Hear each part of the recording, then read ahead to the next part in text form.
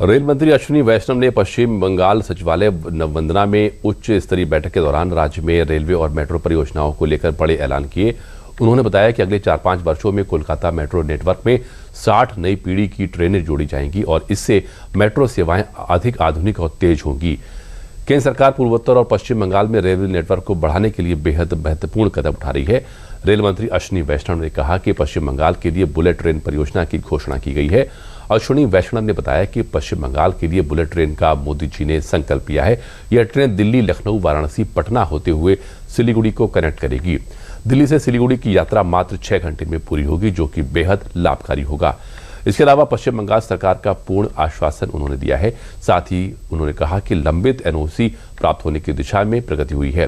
Rail मंत्री ने बताया कि भूमि अधिग्रहण संबंधी समस्याओं का समाधान किया जा रहा है, क्योंकि राज्य में नई सरकार के गठन के बाद अब भूमि अधिग्रहण जैसी समस्याओं में कोई गतिरोध नहीं है।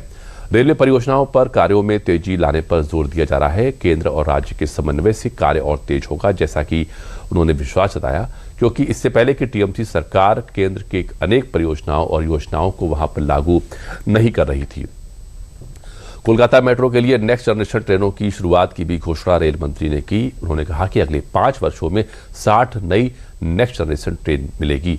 कोलकाता मेट्रो में व्यापक आधुनिकीकरण होगा। उन्होंने खुद मेट्रो में सफर किया और लोगों से मुलाकात की और लोगों के अनुभव साझा किए। मेट्रो में यात्री सुविधाओं के विस्तार की योजना पर भी उन्होंने प्रकाश डाला और इस पर मंथन किया।